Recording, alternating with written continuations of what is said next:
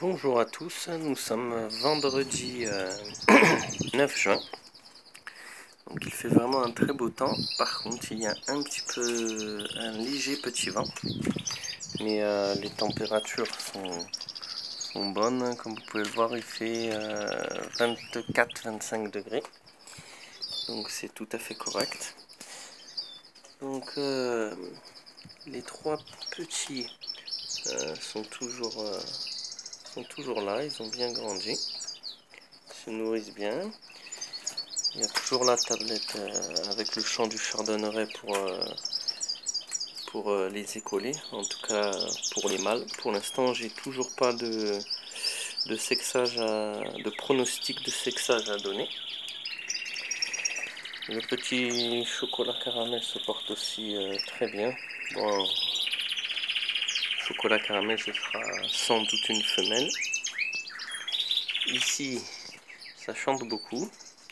Donc j'ai la femelle ici qui a, alors on ne voit pas bien parce que voilà, il y a pas mal de sopalin. Mais si on regarde un petit peu, donc elle a pondu un premier œuf ici. Voilà. Donc aujourd'hui. Et celle-ci couvre ses deux petits œufs. Voilà. Et le petit qui était ici, il est où? Le voici. Il est là. Alors lui, je ne l'ai pas du tout élevé à la main. Donc il est bien nerveux. Bien sauvage. Il est marrant. Donc voilà. Et passer en dessous. Hop. Alors, pour le récupérer. Ça va pas être facile. Voilà. Donc lui, il est bien plus sauvage. Il est bien vigoureux. Et bien nerveux aussi.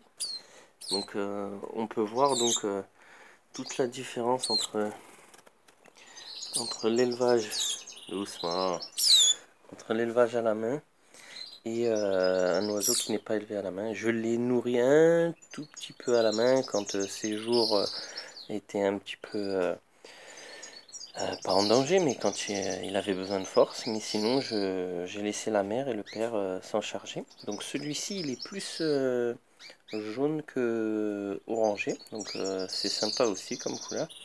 Donc voilà, celui-là n'est pas du tout apprivoisé, même si là il reste tranquille dans ma main.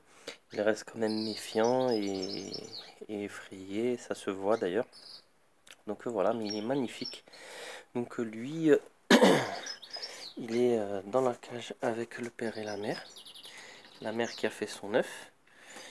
Et lui, je le remets dans son nid à côté. Bon, il vadrouille, hein, il sort du nid, hein, bien entendu. Une fois, c'était marrant aussi parce que la femelle a pondu son œuf et je l'ai retrouvé dans le nid sur l'œuf, comme si c'était son œuf qui couvait. Et la femelle disait rien, donc je l'ai un peu remis dans, dans son nid pour pas qu'il dérange trop la maman dans sa nouvelle ponte. Voilà, voilà. Donc ici ça se passe bien aussi, hein, la femelle couvre bien ses œufs. Donc je leur mets des tranches de pommes 2 fois par jour, une fois le matin et une fois l'après-midi pour les aider dans les passages de grande chaleur, pour les réhydrater mais aussi pour qu'ils aient toujours les vitamines nécessaires. Voilà, voilà. On va regarder un petit peu le caramel.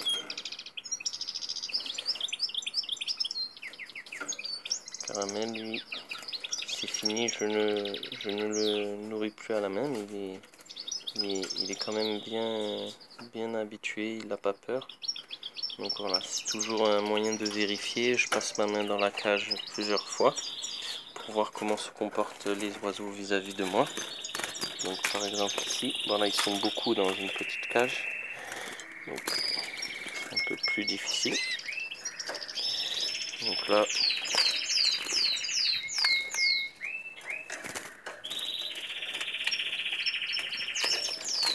on a toujours des oiseaux. Eux c'est pareil, hein, je ne les nourris plus à la main.